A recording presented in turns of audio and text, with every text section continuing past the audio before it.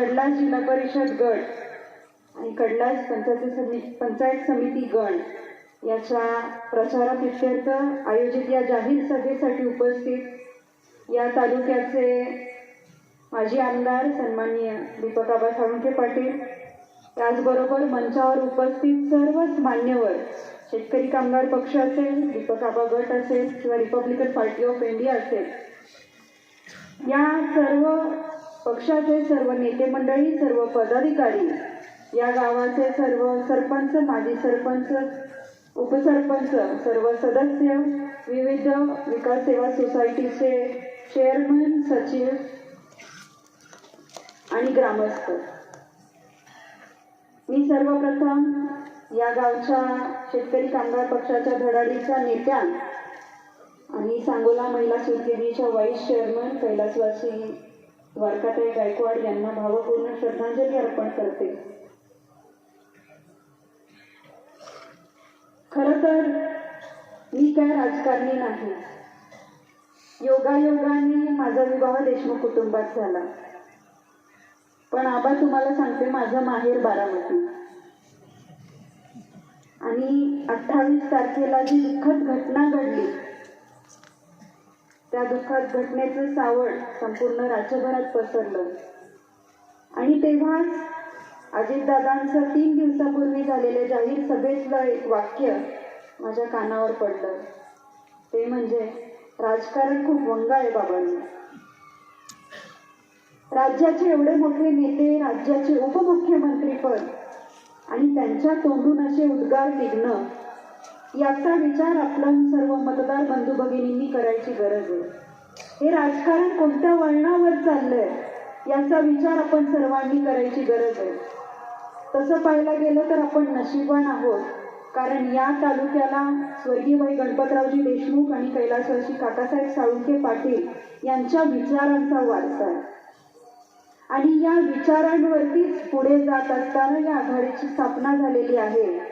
आणि म्हणून मी आपणा सर्वांना विनंती करते की या सांगोला तालुका विकास आघाडीचे दोन्ही उमेदवार यांच्या पाठीशी आपण खंबीरपणे उभं राहावं.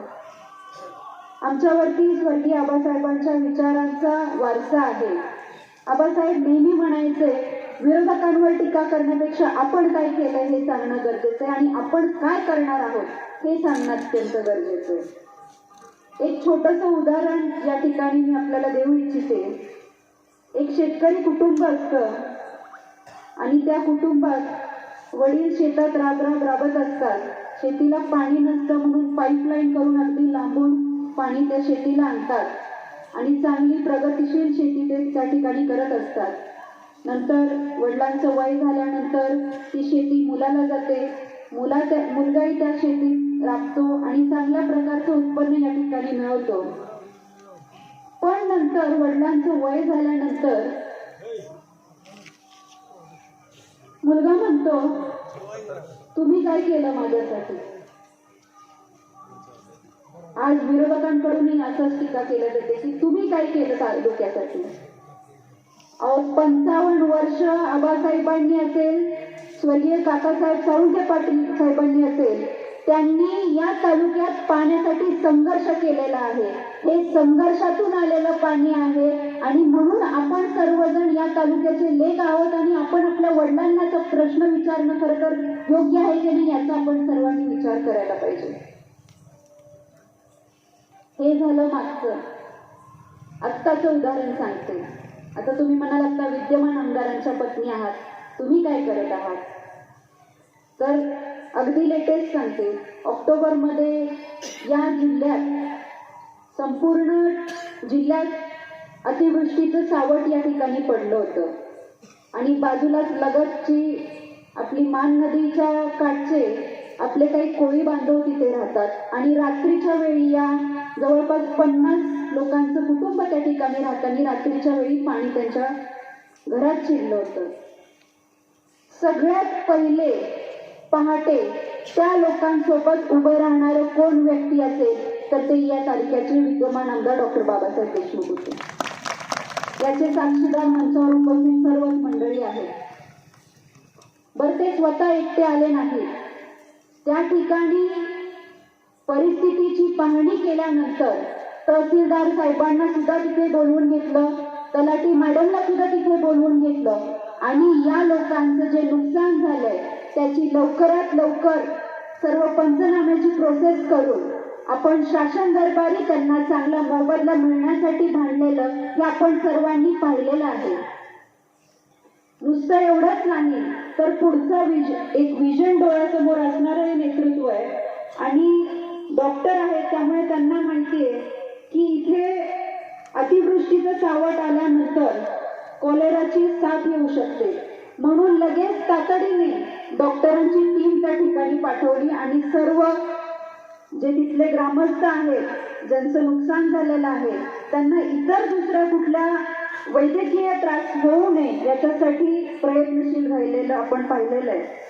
एक छोटंसं उदाहरण आहे, याच्यातून मी फक्त तुम्हाला एवढंच सांगू शकते की हे दोन्ही नेते यांची दारं 24 तास तुमच्यासाठी खुली आहेत.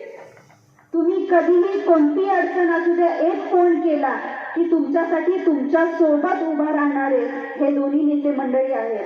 आणि म्हणून आज विचार करायची गोष्ट आपल्या समोर आलेली आहे की आपल्याला मतदान करत असताना आमचे दोन्ही उमेदवार अत्यंत गरीब कुटुंबातले शेतकरी बांधव आहेत, पण आपल्या सोबत आपल्या अडीअडचणींमध्ये खंबीरपणे उभे राहणारे हे दोन्ही नेते. त्यामुळे आज जरी तुमच्या घरासमोर मुरुम टाकला जाईल पण त्या मुरुमावरती डांबरीकरण करण्याचं काम या दोन्ही नेत्यांच्या माध्यमातून होणार आहे. आपल्या शेतात खांब टाकले जातील, डीपी देखील लागला जाईल, पण त्या डीपीला तारा ओढण्याचं काम सुद्धा या दोन्ही नेत्यांच्या माध्यमातून होणार आहे. म्हणून आपल्याला जर शाश्वत विकास हवा असेल तर आपण या सांगोला तालुका विकास आघाडीच्या दोन्ही उमेदवारांच्या पाठीशी खंबीरपणे उभे राहणं गरजेचं आहे आणि या दोन्ही उमेदवारांच्या पाठीशी खंबीरपणे उभं राहावं एवढी अपेक्षा या ठिकाणी व्यक्त करते. अनेक जण इथे त्यांच्यासमोर प्रश्न असेल की साहेब या ठिकाणी का येऊ शकले नाही, तर अत्यंत महत्वाचं काम साहेबांना आल्यामुळे ती जबाबदारी साहेबांनी माझ्यावरती आणि खूप मोठी जबाबदारी दीपक आबांवरती टाकलेली आहे. तर निश्चित स्वरूपाने आपण ज्यांच्या भाषणाची वाट बघत आहोत त्यांचं भाषण आपण लवकरच ऐकूयात. पण एवढ्या मोठ्या संख्येने कमी वेळ असताना देखील, कमी वेळात निरोप दिलेला असताना देखील आपण सर्वजण उपस्थित झालात त्याबद्दल आपल्या सर्वांचे मनपूर्वक आभार मानते. जय हिंद, जय आमचे सर्व सहकारी या